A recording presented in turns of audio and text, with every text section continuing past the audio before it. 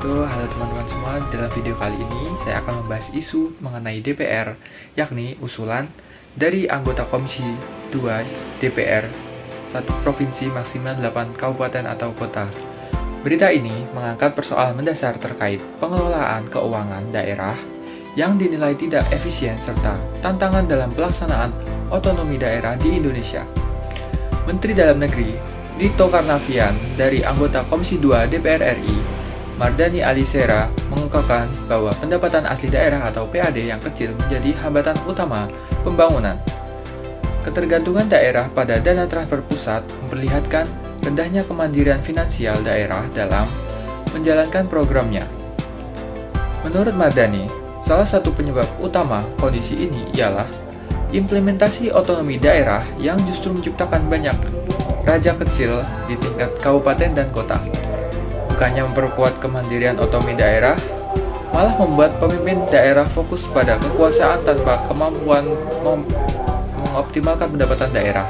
Akibatnya, anggaran daerah yang kecil menjadi sulit digunakan untuk mendukung pembangunan secara maksimal. Sementara itu menyoroti masalah ketidakefisienan penggunaan anggaran daerah. Banyak alokasi dana yang hanya digunakan untuk keperluan administratif seperti rapat dan studi banding.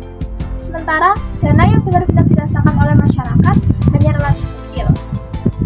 Salah satu contohnya adalah program penanganan stunting, yang dimana dari anggaran 10 miliar rupiah, hanya 2 miliar rupiah yang dialokasikan untuk bantuan langsung. Dan sisanya hanya habis untuk kegiatan pendukung saja. Ketidakefisienan pengelolaan anggaran ini menunjukkan lemahnya perencanaan dan pengawasan daerah. Banyaknya alokasi dana yang digunakan untuk keperluan administratif mencerminkan pola birokrasi yang lebih mementingkan prosedur dibandingkan fasilitas. Padahal anggaran yang efisien sangat penting untuk mendukung program yang berdampak langsung untuk masyarakat.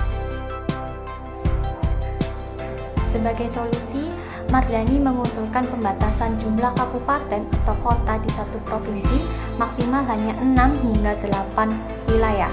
Dengan cara ini, pembentukan daerah otonomi baru dapat dikendalikan agar tidak membebani anggaran pusat dan memastikan wilayah yang ada memiliki potensi ekonomi yang cukup untuk mandiri. Selain itu, kriteria pembentukan daerah otonomi baru perlu direvisi. Selama ini, pemekaran wilayah sering dilakukan tanpa mempertimbangkan kelayakan finansial dan infrastruktur wilayah tersebut. Akibatnya, banyak daerah baru yang tidak memiliki kemampuan mandiri sehingga terus mengandalkan dana transfer dari pusat untuk memenuhi kebutuhan dasar.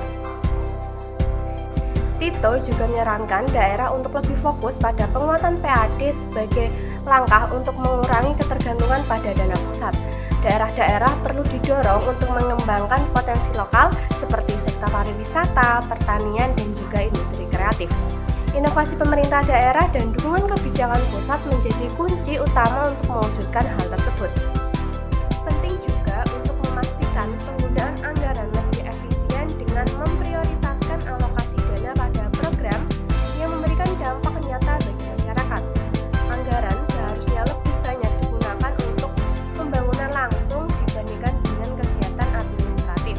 Pengawasan ketat dari pusat dan lembaga terkait diperlukan untuk memastikan setiap rupiah digunakan dengan tepat. Persoalan ini mengindikasikan bahwa diperlukan tata kelola pemerintahan daerah. Pemerintahan pusat dan pemerintahan daerah harus memperbaiki sistem pengelolaan anggaran agar lebih transparan, akuntabel, dan lebih fokus pada pelayanan publik. Jika tidak, otonomi daerah akan terus menjadi beban tanpa memberikan manfaat maksimal bagi rakyat. Dengan demikian, evaluasi mendalam terhadap kebijakan otonomi daerah dan pengelolaan anggaran menjadi hal yang mendesak. Jika dikelola dengan baik, otonomi daerah sebenarnya dapat menjadi alat untuk meningkatkan kemandirian, memperkuat ekonomi lokal, dan memenuhi kebutuhan masyarakat secara lebih optimal. Proses penggabungan daerah dan pembatasan pemekaran harus dilakukan dengan cermat untuk menghindari dampak negatif terhadap kesejahteraan masyarakat yang ada di wilayah terdampak. Pemerintah perlu menyeimbangkan antara efisiensi administrasi dan keadilan sosial serta pemerataan